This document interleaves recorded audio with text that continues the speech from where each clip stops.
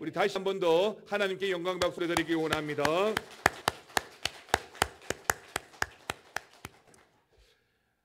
제가 오늘 예배 전에 우리 신동희 장로님께 여쭤봤어요. 우리 교회가 칸탄타를 언제 했습니까? 물어봤어요. 왜냐하면 제가 오고 나서는 칸탄타를 한 적이 없거든요. 너무 힘들고 너무 어렵거든요. 성탄절 때 몇 번 했다는 말씀을 제가 들었습니다. 아마 우리 이 찬양을 불렀던 준비했던 우리 찬양 대원들은 이 3개월간 연습한 이 찬양이 앞으로 계속 입에 맴돌 거예요. 안 잊어버릴 거예요. 저도 고등학교 때 그 성탄절 찬양 불렀던 그 찬양이 계속 남아있어요. 교회가 이게 준비가 되고 예배를 통하여서 하나님께 예배하는 것이 참 복된 일이지만 특별히 이 예배 가운데 이런 준비된 찬양들이 많이 우리 하나님께 올려드려지고 그런 우리 하나 되는 교회가 되어지기를 우리 주님의 이름으로 축원합니다. 부활절입니다. 여러분 기독교에서 가장 중요한 절기를 꼽으라고 한다면 성탄절과 이 부활절일 겁니다. 그러니까 성탄절은 기독교의 시작이다 라고 할 수 있다면 이 부활절은 우리 기독교 신앙의 완성이다 라고 말씀드릴 수가 있습니다. 우리 가운데 만약이라도 이 부활을 믿지 못한다, 인정할 수 없다고 한다면 지금 우리가 가지고 있는 이 신앙은, 우리가 믿는 믿음은 그냥 안개와 같이 사라지는 신기루일 뿐입니다. 처음 신앙생활을 시작하신 분들 중에는 믿음을 굉장히 어렵게 생각하시는 초신자들이 있습니다. 그러니까 어떤 감정적인 계기나 지식적인 욕구 등의 어떤 충족이 채워질 때에 사람들은 믿음이 생겼구나 라고 스스로 믿는 경우가 많기 때문입니다. 그런데요, 그렇지가 않아요. 믿음이라고 하는 것은 지, 정, 의가 복합적으로 조화를 이루어가는 겁니다. 물론 지식을 통해서도 하나님을 만나는 사람들이 있잖아요. 성경을 읽다가, 아니 성경을 부정하기 위해서 성경을 읽다가도 그 성경을 통해서 하나님이 어떤 분인지를 배우고 알게 되면서 하나님을 믿게 된 사람들이 있는 겁니다. 또 어떤 사람들은 감정을 통해서 하나님을 만나는 사람들도 있습니다. 기도하다가 또 오늘처럼 찬양 준비하고 찬양하다가, 아니 예배 시간에 말씀을 듣다가 눈물이 주르륵 흐르면서 내 심장이 뜨거워지고, 그럴 때 성령의 강한 임재를 경험하면서 하나님을 인정하고 하나님을 믿게 되는 거죠. 그리고 어떤 사람은 의지적으로 하나님을 믿는 사람도 있습니다. 성경의 지식도 없습니다. 감정적인 경험도 해보지 못했어요. 그렇지만 이런저런 일로 그래, 하나님을 믿어봐야지, 그래, 하나님을 믿으면 되겠지 하면서 교회에 나오고 그렇게 믿음을 시작하고 믿음을 가진 분들도 있다는 사실입니다. 바로 그런 믿음의 기초가 우리 예수님의 십자가와 부활 가운데 있고, 그 십자가와 부활 가운데 우리의 믿음의 기초가 있어야 하는 겁니다. 이제 오늘은 이 부활의 아침에 주님의 부활을 바라보면서 부활의 정인이란 말씀을 함께 나눌 텐데요. 첫 번째 이 부활의 정인의 말씀으로 나누기 원하는 것은 예수님의 부활이 너무 쉽다는 거예요. 무슨 말이냐면 사실 사람들이 가지는 이 의지의 작용은 믿음에 있어서 어쩌면 정말 많은 부분을 차지하고 있습니다. 그러니까 내가 아무리 지식이 많아도 내가 믿고자 하는 믿음이 없으면 믿을 수가 없는 거죠. 눈물, 콧물 다 흘리면서 그렇게 감정적으로 하나님을 만난 사람들 중에도 예기치 않게 내가 감당이 안 되는 어떤 어려운 일을 만나면서 하나님을 떠난 사람도 있는 거니까요. 그러니까 마태복음 13장에 나오는 네 종류의 땅, 그 중에서 가시나무의 땅에 떨어진 씨앗과 같은 믿음인 것이죠. 그렇습니다. 우리는요, 하나님을 믿으려는 의지가 절대적으로 필요합니다. 무슨 일이 있어도 하나님 믿고 살 거야. 무슨 일이 있어도 하나님 의지하고 살 거야 라고 하는 의지가 절대적으로 필요하다는 거죠. 예수님을 믿든 주일 성수를 하고 또 특세에 나오든 많은 봉사와 수고를 하든 바로 그 의지가 중요하기 때문입니다. 그래, 나는 예수 믿고 예배 생활 잘해야지. 특세에 나와야지. 열심히 받은 바 은혜대로 봉사하고 살아야지 라고 하는 의지가 중요하다는 거죠. 물론 이런 의지 역시도 우리 하나님의 섭리와 계획 가운데 있어야 되겠지요.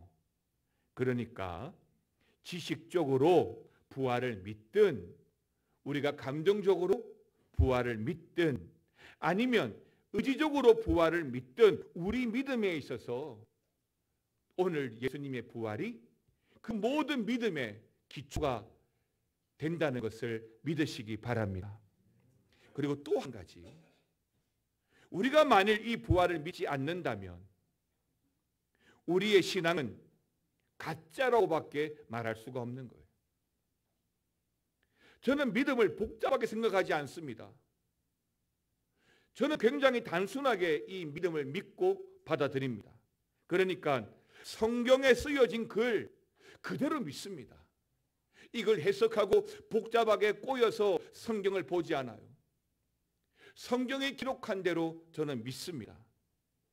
만약에 누군가가 저에게 그렇게 믿는 믿음의 근거가 뭐냐라고 물어보면 저는 자신 있게 성경, 하나님의 말씀이니까요 라고 말할 수 있습니다.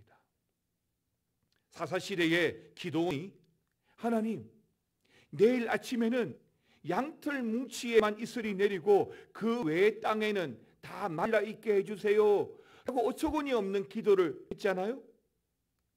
그런데 하나님의 이름으로 기도했기 때문에 그대로 된 줄 믿는 겁니다. 왠지 아십니까? 우리 하나님에게는 이런 일이 아무것도 아니거든요. 너무 쉽거든요. 홍해가 갈라지는 사건도 역시 저는 성경에 쓰여진 대로 그대로 믿습니다. 아무리 진보주의 신학교에서 홍해 바다가 갈라진 것이 아니고 얌습, 그러니까 무성한 갈대 바다 사이로 지나가는데 멀리서 보니까 마치 바다가 갈라지고 그 바다를 걸어가는 것처럼 보인 거라고 설득을 해도 우리 하나님에게는 이런 일이 아무것도 아니기 때문입니다. 그냥 요즘 말처럼 껌이죠. 그러니까 굳이 얌습이니 아니니 일일이 설명할 필요가 없는 겁니다. 마찬가지로 우리 예수님이 죽은 지 사흘 만에 부활하신 것도 성경에 기록된 그대로 믿으시기를 바랍니다. 왜죠? 우리 하나님에게는 아무것도 아니니까요. 너무 쉬운 일이니까요. 그런데 이러한 모든 일들이 우리의 구원에 그 초점이 맞춰져 있습니다. 십자가의 고난, 그 조롱, 그리고 죽음, 그리고 부활이 우리에게 초점이 맞춰져 있어요.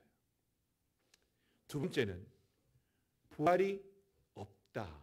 그럼에도 불구하고 부활이 없다 하는 사람들이 있는 거죠. 오늘 본문을 보시면 고린도 교회 가운데에서도 부활이 없다라고 하는 사람이 있었는데요. 여러분 12절 말씀 보시겠습니까? 12절 말씀 다 같이 읽겠습니다. 시작.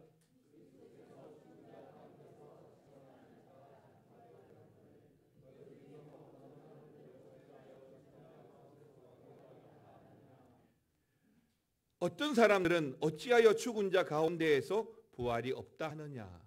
다시 말하면 고린도 교회 안에서도 부활이 없다는 사람들이 있다는 거죠.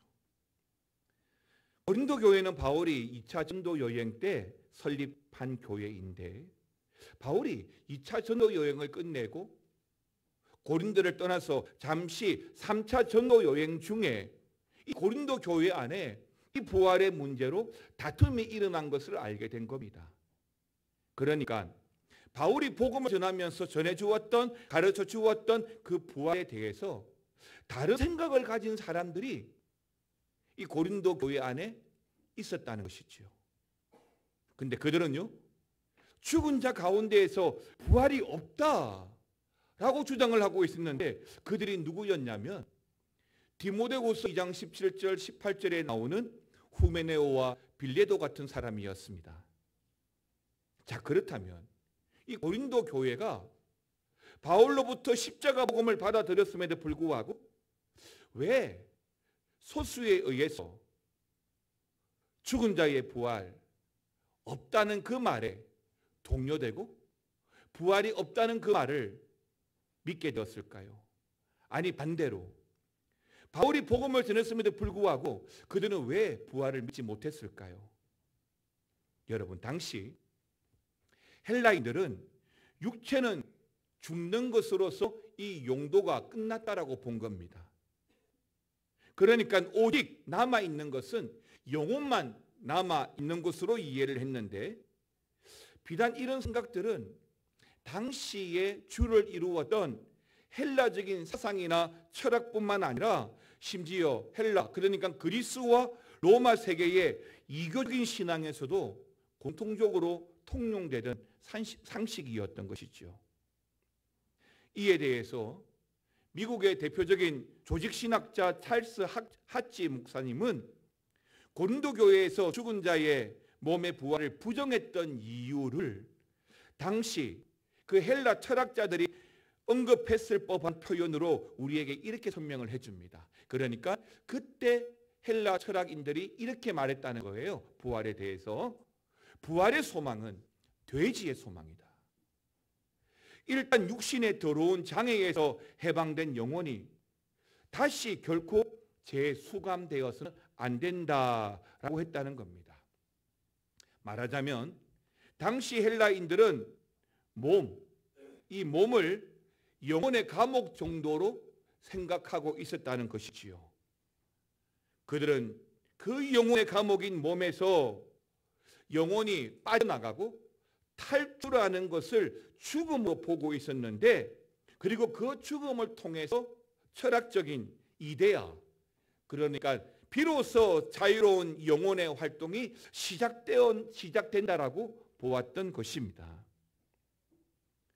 이 고린도 교회는 그 위치가 그리스 남단 항구 쪽에 있습니다. 그러다 보니까 그런 헬라의 철학이나 사상에 대해서 너무 많이 영향을 받은 거죠. 마치 우리나라 사람들이 처음 예수를 믿을 때 유교적인 생각들을 가지고 교회 안으로 들어온 것처럼 이 사람들은 그런 헬라 철학적인 생각들을 가지고 교회 안으로 들어오게 된 것입니다. 하지만 고린도 교회는 바울이 약 1년 반 동안 머물면서 세운 교회인데요. 말씀드린 대로 그리스 남부 항구 도시에 있다 보니까 이 교회의 주 구성원들은 그 항구를 주 무대로 살아가는 대부분의 이방인들이었던 것입니다. 그리고 이런 그러다 보니까 본의 아니게 헬라 철학에 대해서 그 영향을 너무 많이 받았기 때문에 자연스럽게 고린도 교회 안에서도 이런 영향이 많이 일어나던 것입니다. 즉 결론적으로 말씀드리면 여러분 생각해 보십시오. 설립된 1년 반 정도 된 교회이다 보니까 이교적인 사상에서 자유로울 수가 없었고, 그러다 보니까 당시 유행하던 철학이나 사상 또는 이데아 세계를 통해서 성경을 바라보게 되고, 아닌 것에 대해서는 성경을 재단해가면서 믿어왔던 것입니다. 그래서 바울이, 아니 성경이 분명히 부활에 대해서 가르쳐주고 있음에도 불구하고 그들은 그 부활을 믿을 수도 없었고 인정할 수도 없었던 것이죠. 사랑하는 성도 여러분, 이게 얼마나 안타까운 일이죠. 한국 교회가 처음 1800년 후반기에 이 조선 땅에 들어오면서 복음이 시작되었다고 볼 때 한국 교회가 제일 많은 위기와 고난을 당했던 것은 유교 사상이었습니다. 그 유교 사상의 근거에서 강한 세국 정치로 정말 많은 순교자들이 복음을 채 전하지도 못한 채 순교 당하고 말았죠. 심지어 일제 36년간의 강점이라든지 또 북한에 또 남침으로 말미암아 교회나 예수 믿는 성도들이 얼마나 많은 신앙의 시험과 갈등과 죽음의 위기가 있었는지 모릅니다.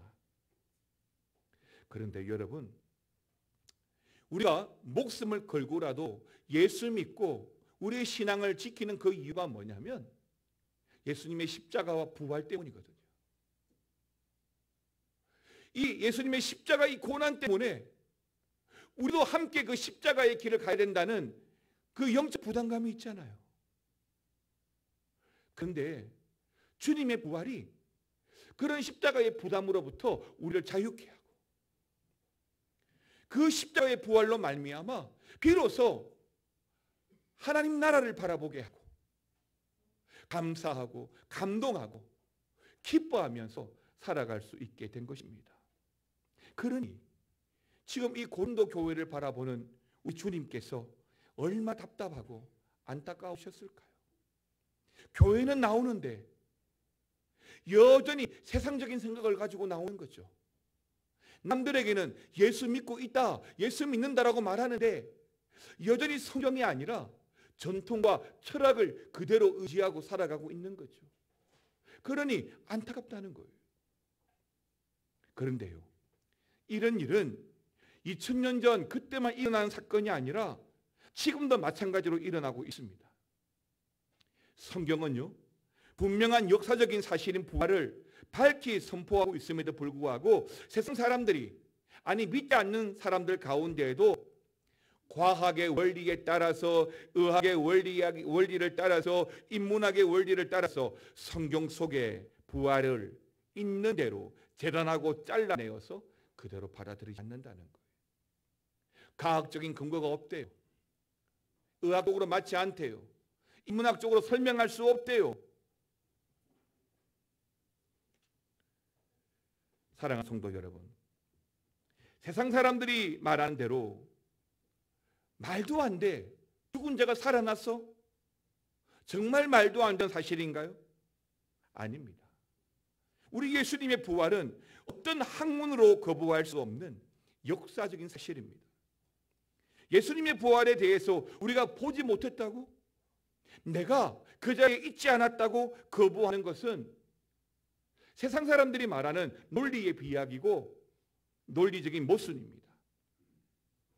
무슨 말이냐면 세상 사람들이 말하는 말도 안 된다? 아니, 말이 됩니다. 여러분, 제가 한번 물어보겠습니다.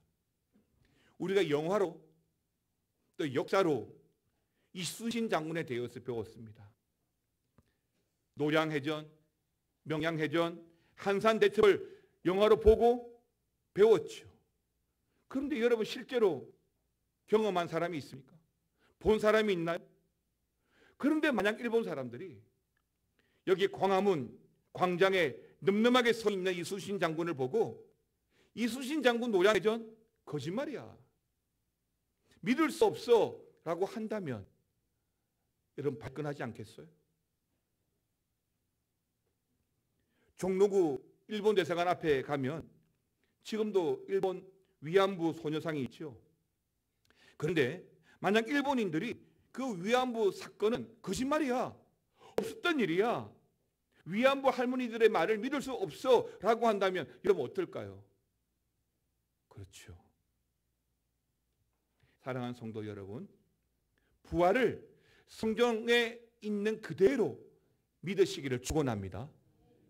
예수님이 우리 모든 죄를 위해서 십자가에 죽으시고 사흘 만에 부활하셨다는 이 성경 기록을 있는 그대로 믿고 살아가시기를 축원합니다.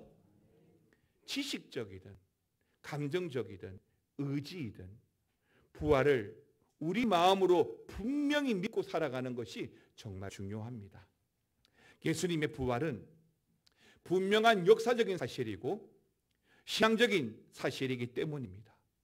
그러니 예수 그리스도의 부활하심을 믿고 우리 역시 죽은 후에 부활할 것을 믿으면서 하나님의 말씀대로 살아가는 부활의 신앙인이 되시기를 주의 이름으로 축원합니다. 마지막 세 번째는요. 그러면 부활을 믿는 자들의 삶은 어떠해야 될까요? 오늘도 장로님 기도하시면서 예수님의 부활로 말미암은 우리 성도의 삶에 합당치 못함에 대해서 회개하고 기도하셨는데요. 예수님께서 부활하셨고 우리들도 부활할 것을 믿는 믿음을 가질 것을 말씀을 드렸는데, 그러면 말 그대로 이렇게 물어보실 분들이 있잖아요. 목사님, 저는 정말 예수님의 부활을 믿습니다. 그런데 부활 신앙이 뭐죠? 어떻게 살아가야 되는 거죠? 어쩌면 바로 이 문제가 우리가 죽기 직전까지 가장 중요한 문제가 될 수도 있습니다. 예수님의 부활을 기록한 마태복음 28장 맨 마지막을 보시면 예수님과 제자들이 대면하면서 굳이 우리 예수님이 제자들에게 신신당부하신 말씀이 기록되어져 있는데요. 마태복음 28장 19절에서 20절 두 절의 말씀이 되겠습니다. 같이 읽어보겠습니다. 그러므로 너희는 가서 모든 민족을 제자로 삼아 아버지와 아들과 성령의 이름으로 세례를 베풀고 내가 너희에게 분부한 모든 것을 가르쳐 지키게 하라. 볼지어다 내가 세상 끝날까지 너희와 항상 함께 있으리라 하시니라. 아멘입니다. 우리는 흔히 이 말씀을 사도행전 1장 8절과 함께 지상명령이다 라고 말씀하는데, 이 말씀이 예수님께서 제자들에게 오늘 우리들, 즉 부활의 신앙으로 살아가야 될 우리 그리스도인들에게 부활의 신앙이 뭔가, 예수님의 부활을 맞이하여서 우리가 어떻게 살아가야 하는가에 대한 그 답을 주고 있다고 믿습니다. 19절에서 20절에서 예수님께서 말씀하신 것은 세 가지로 요약할 수가 있는데요. 첫 번째는 모든 사람을 뭐 하고요? 제자 삼고라고 했죠. 두 번째는 성령의 이름으로 뭐라고요? 세례를 베풀고. 세 번째는 예수님의 가르침을 어떻게 해야 됩니까? 가르쳐 지키게 하라. 바로 이 세 가지인 것입니다. 부활 신앙이 뭔가라고 했을 때 모든 사람을 예수 믿게 하는 것 아니고 제자 삼는 것. 즉 예수 믿는 자리에서 더 성숙해서 예수님의 제자로의 자리까지 가게 하는 것. 이것이 예수님이 신신당부하신 거예요. 우리 하나되는 교회가 올해 표가 뭐예요? 하나 되어서 뭐 하는 교회예요? 제자 되는 교회예요. 제자가 되는 교회예요. 어제 제가 우리 시차례 안에 설립하는 교회, 새롭게 개척하고 시작하는 교회 순서를 맡아서 다녀왔는데, 갑자기 예배 직전에 다른 목사님 앞에 가서 우리 교회가 드렸던 그 화분에 그 리본을 정리를 해주는 거예요. 왜 그러시나 했더니 그 목사님 저보고 그래요. 큰일 날 뻔해서 그래요. 왜 그랬더니 이름이 가려져 가지고 나되는 교회가 될 뻔했다고. 하나 되는 교회가 되어야 되는데 나되는 교회가 될 뻔했다고 그러는 거예요. 제가 그걸 보면서 그러네. 한자 차이인데 하나님이 없으니까 나되는 교회가 되는구나. 그래서 우리 교회는 하나님과 함께하는 교회가 되어야 되는 거죠. 믿습니까? 그러면 어떻게 해야 되죠? 제자가 되어야 되는 거예요. 여러분, 그냥 교회만 왔다 갔다 하는 성도가 아니라 적극적으로 주의 일에 참여하는, 그리고 헌신하는 제자가 되는 거예요. 그것이 바로 부활신앙이에요. 또 하나는 세례를 베풀고 해요. 이 세례는 뭐예요? 구원의 조건이 아니잖아요. 세례는 은총의 자리예요. 은혜의 방편이잖아요. 그래서 세례를 베풀면서 믿음을 경고케 하고 세례를 통하여 더 깊은 은혜의 자리로 나아가게 하라는 거예요. 제자가 되었는데 은혜가 없으면 어떻게 해요? 굉장히 삭막해지죠. 제자가 되고 나서 더 깊은 은혜의 자리로 나가는 것이고, 마지막에는 가르쳐 말하고요, 지키게 하는 거예요. 지키고 사는 거예요. 이게 부활신앙입니다. 사랑하는 성도 여러분, 여러분들은 예수님을 어떻게 알고 믿으셨어요? 여러분의 믿음의 시작은 어떠했습니까? 예수님께서 나를 위해서 모든 물과 피를 다 흘리시고 십자가에 달려 돌아가셨습니다. 우리는 지난 일주일 특세 때 겟세마네 동산에서부터 대제사장의 뜰, 그리고 빌라도의 법정, 그리고 골고다까지 그 흔적을 짚어가면서 말씀의 은혜를 받고 기도를 했었는데요. 그런 예수님을 보면서 너무 만신창이가 되고 너무 비참하게 십자가를 지시는 거예요. 왜 그랬을까? 왜 굳이, 왜 저렇게 험하게 십자가를 져야만 했을까? 그렇게 하지 않으면 내가, 내 가족이, 내 친구가 영원한 죽음에서 벗어날 수가 없기 때문입니다. 사실 요즘 젊은 친구들이 부모님의 간섭을 싫어하잖아요. 이래라 저래라, 내가 하고 싶은 대로 하지 부모님 말하는 거 듣기 싫어하잖아요. 근데 그런 관점으로 성경을 보고 그런 관점으로 신앙생활을 하면 큰일 나는데, 젊은이들이 그런 툴을 못 깨뜨리는 것 같아요. 근데 부모님들이 자녀에게 잔소리를 합니까, 안 합니까? 하잖아요. 저만 하나요? 저만 잔소리 망인가요? 여러분들 하잖아요. 왜 하시죠? 옳다고 생각하니까, 그게 맞다고 생각하니까 하는 거잖아요. 그러니 우리 힘으로는 절대 구원을 받을 수 없습니다. 그리고 그 가운데 우리가 만약에 죽는다면 지옥에 빠지는 거죠. 여러분, 그런 우리에게는 구원에 대한 일말의 소망도 없는 거예요. 헌금 많이 한다고요? 교회 와서 봉사 많이 한다고요? 주일날 다른 데 안 가고 교회 나온다고요? 여러분, 천만의 말씀이에요. 아무리 그렇게 많이 해도 내 안에 예수 그리스도의 그 고난과 십자가 부활에 대한 믿음이 없다면, 진실한 믿음이 없다면 never 구원받을 수 없습니다. 하나님 그런 나를 위해서 아들 예수님을 이 땅에 보내시고 십자가에 죽으셨습니다. 나와 내 가족, 아니 올 인류를 위해서 정말 처절하게 죽으셨습니다. 그리고 사흘 만에 다시 살아나는 줄 믿으시기 바랍니다. 그리고 우리에게 부탁하신 거예요. 부활의 증인되라고. 부활의 증인되는 게 뭐라고요? 모든 사람을 뭐하고? 제자 삼고, 성령 이름으로 뭐하고? 세례를 베풀고, 예수님이 가르치면 어떻게 해요? 가르쳐 지키게 하라고 명령하신 것입니다. 사랑하는 성도 여러분, 이제 우리도 그 부활의 증인이 되어야 할 줄 믿습니다. 그 부활의 증인으로 살아가야 할 줄 믿습니다. 나를 위해서 그 십자가에서 모든 몸의 물과 피를 다 쏟으신 주님을 위해서, 그리고 부활하셔서 이 땅의 제자들인 우리들에게 명령하신 그 부활의 증인되는 일에 우리의 마음, 우리의 물질, 우리의 시간을 다 쏟으시기를 주님의 이름으로 축원합니다. 찬송가 228장을 부르시면서 제2차 성찬 예식을 진행하겠습니다.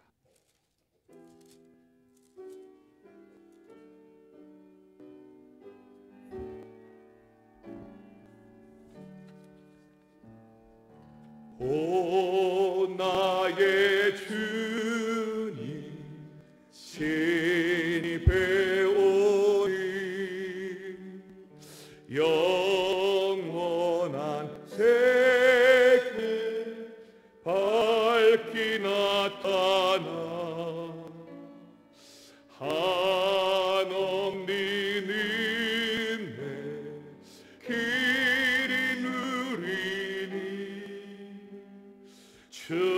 주님께 모든 염려 맡기리 주님의 떡을 내가 먹으며 주님의 잔을 내가 마시고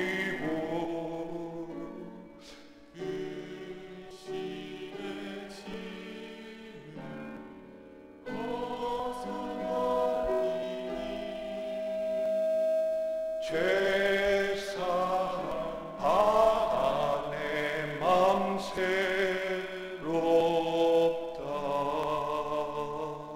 주 예수 밖에 도움 없소서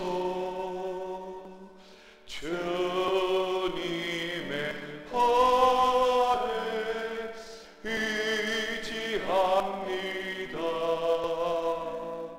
주 권능으로 힘이 솟아서 주 안에 내가 만족합니다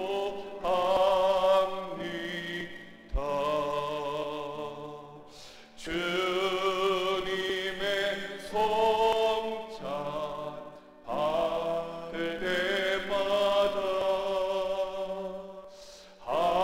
하늘의 기쁨 미리 맛보고 어린 양 잔치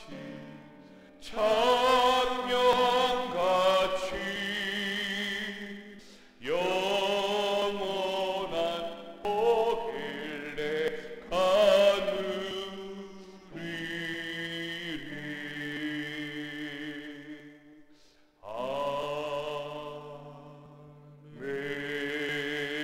아멘. 이 시간에 함께 보실 하나님의 말씀은 요한복음 15장에 있는 말씀을 잠시 보겠습니다. 요한복음 15장 4절에서 8절입니다. 저랑 같이 한 절씩 같이 교독을 하겠습니다. 내 안에 거하라 나도 너희 안에 거하리라. 가지가 포도나무에 붙어 있지 아니하면 스스로 열매를 맺을 수 없음 같이 너희도 내 안에 있지 아니하면 그러하리라.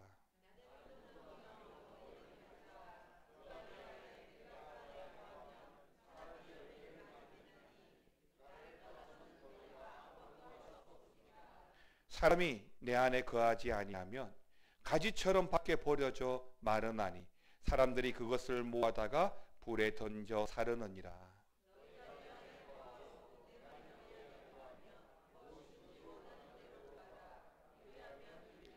같이요. 너희가 열매를 많이 맺으면 내 아버지께서 영광을 받으실 것이요 너희는 내 제자가 되리라. 아멘입니다. 올해 들어서 두 번째 성찬입니다. 한 주간 교회에서 특세를 통해서 가장 집중적으로 바라보고 가장 많이 우리 입술로 말했던 단어 또 묵상했던 것은 예수님의 십자가였습니다. 그 십자가는 우리에게 은혜로 주어졌죠. 십자가가 아니면 지금 우리가 아무것도 아닌 것입니다. 주님의 그 십자가는 죄로 말미암아 하나님과 단절되었던 우리가, 아니 하나님을 떠나 있던 우리가 다시 연결되는 브릿지죠. 다리입니다. 오늘 성경 말씀은 우리가 주님 안에 있지 아니하면, 주님이 우리 안에 있지 아니하면 아무것도 할 수 없고 밖에 버려져 결국에는 불에 던져 사르느니라 라고 말씀해 주고 있습니다. 그러면서 성경은 우리에게 내 제자가 되리라 라고 말씀하셨는데요. 오늘 부활에 대한 말씀을 나누면서 부활의 증인으로서 살아가는 성도의 삶이 뭔가? 우리가 주님의 제자가 되는 거죠.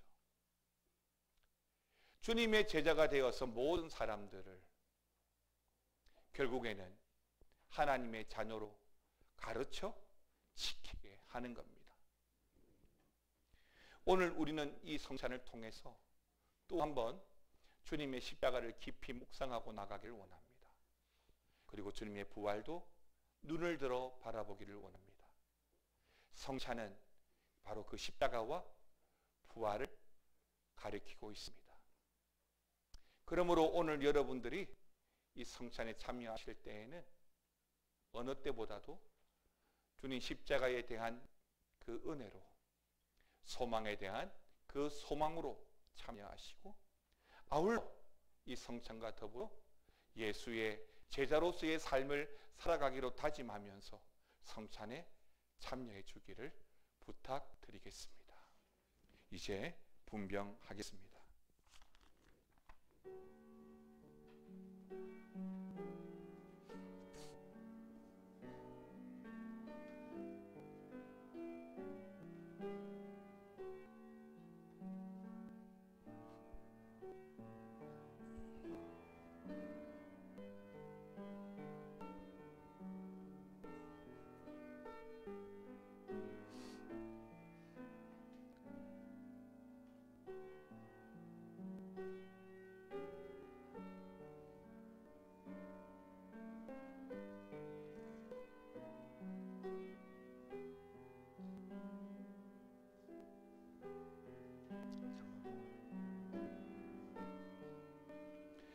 기도하겠습니다.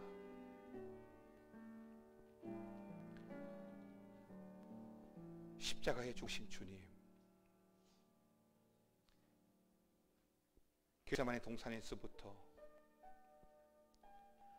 그렇게 끌려다니면서 수 없는 매질과 주먹질, 그리고 침뱉음, 수많은 사람들의 욕지거리, 무너져도 몇 번 무너질 수밖에 없는 그런 악한 상황에서도 주님은 그 십자가로 말미암아 오늘 우리에게 하나님의 그 은혜를 완성해 주셨습니다. 이 떡을 통하여 주님의 그 십자가를 다시 한번 더 깊이 묵상하고 십자가 지신 주님을 바라보면서 우리 성도의 삶을 다시 한 번 더 바라보기를 원합니다. 주님의 은혜로 이 성찬에 참여하며 주님의 은혜로 더 가까이 나아가는 성찬이 되게 하여 주옵소서. 예수님의 이름으로 기도드리옵나이다. 분별하겠습니다.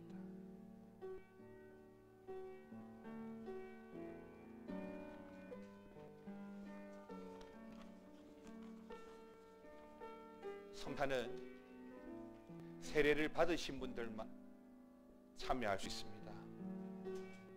이 점 유념해 주시기를 바랍니다. 내 안에 거하라. 나도 너희 안에 거하리라.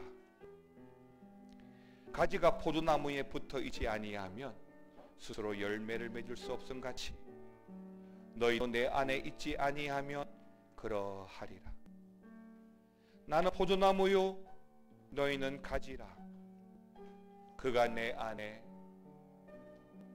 내가 그 안에 거하면 사람이 열매를 많이 맺나니 나를 떠나서는 너희가 아무것도 할 수 없습니다.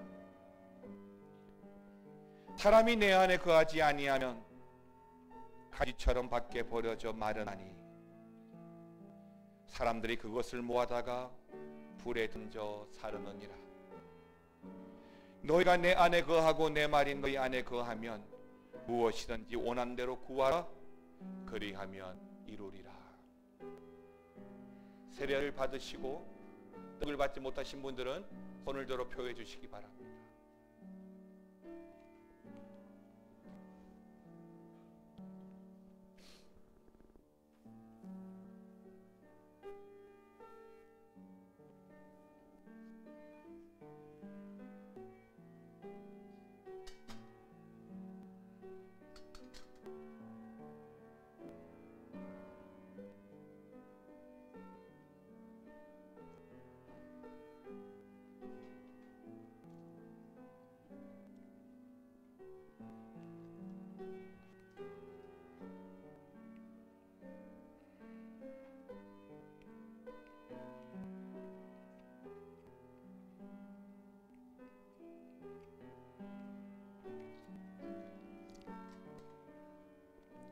이제 분잔하겠습니다.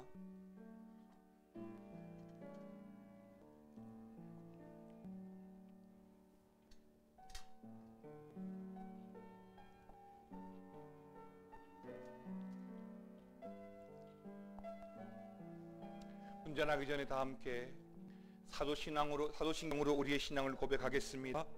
전능하사 천지를 만드신 하나님 아버지를 내가 믿사오며 그 외아들 우리 주 예수 그리스도를 믿사오니 이는 성령으로 잉태하사 동정녀 마리아에게 나시고 본디오 빌라도에게 고난을 받으사 십자가에 못 박혀 죽으시고 장사한 지 사흘 만에 죽은 자 가운데서 다시 살아나시며 하늘에 오르사 전능하신 하나님 우편에 앉아 계시다가 저리로서 산자와 죽은 자를 심판하러 오시리라.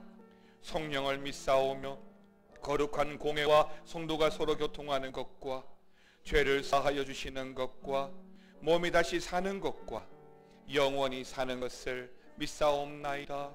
아멘. 사랑하는 아버지 하나님, 이제 주님의 잔을 들겠습니다. 십자가에서 흘리신 그 피, 그 보혈을 지나 주님 안으로 더 깊이 들어가겠습니다. 십자가로 말미암아 살아가겠습니다. 부활의 소망으로 살아가겠습니다. 제자 되어 주님 앞에 살아가겠습니다. 하나님, 이 잔을 통하여 그렇게 세워지는 다짐과 헌신의 잔이 되도록 주님 축복하여 주옵소서. 예수님의 이름으로 기도드리옵나이다. 아멘. 분잔하겠습니다. 분잔하시고 받으신 잔은 아래에 우리 성경 받침대 위에 올려놔 주시면 되겠습니다. 그들이 먹을 때에 예수께서 떡을 가지사 축복하시고 떼어 제자들에게 주시며 이르시되 먹으라, 이것은 내 몸이니라 하시고 또 잔을 가지사 감사기도 하시고 그들에게 주시며 이르시되 너희가 이것을 마시라, 이것은 죄사함을 얻게 하려고 많은 사람을 위하여 흘리는 바 나의 피 곧 언약의 피니라. 너희가 이 떡을 먹으며 이 잔을 마실 때마다 주의 죽으심을 그가 오실 때까지 전하는 것이니라. 그러므로 누구든지 주의 떡이나 잔에 합당하지 않게 먹고 마시는 자는 주의 몸과 피에 대하여 죄를 짓는 것이니라. 사람이 자기를 살피고 그 후에야 이 떡을 먹고 이 잔을 마실지니 떡을 받고 잔을 받지 못하신 분들은 손을 들어 표해 주시기 바랍니다.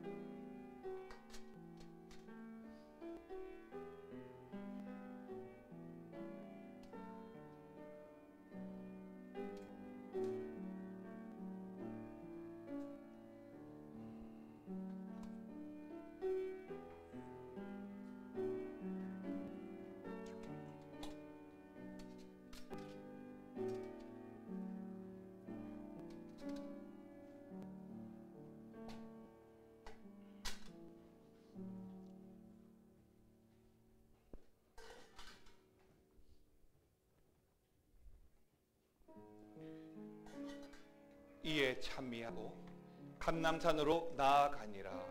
아멘.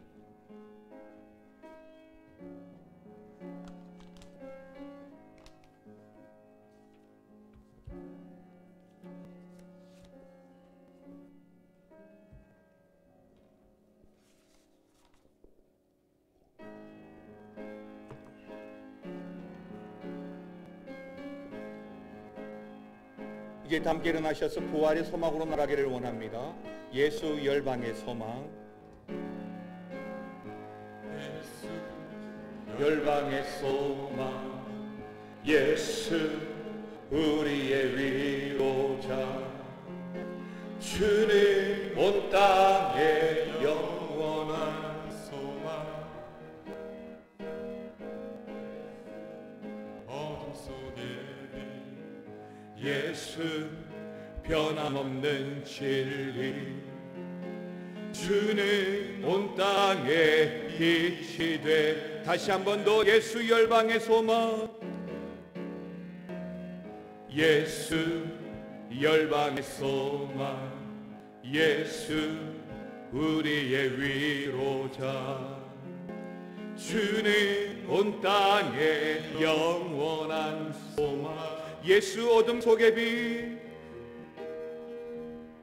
예수 어둠 속의 빛.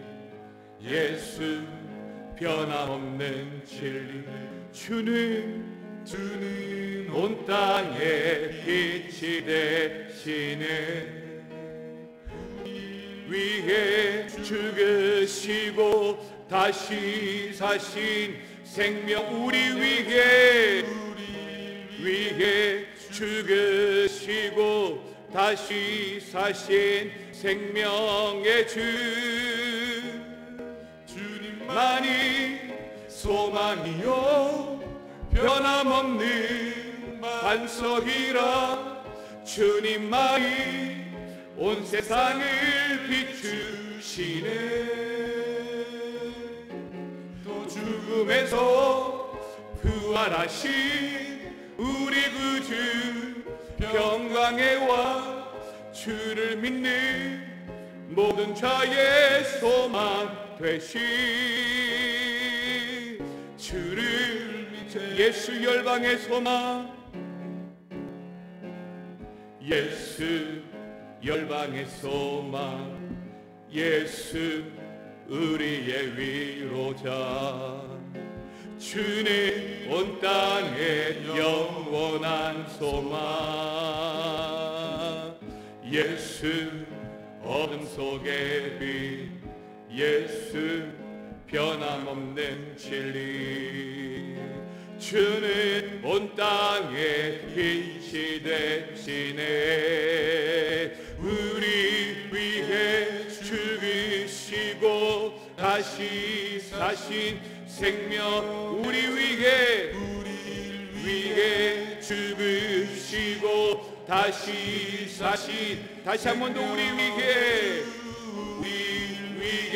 죽으시고 다시 사신 생명의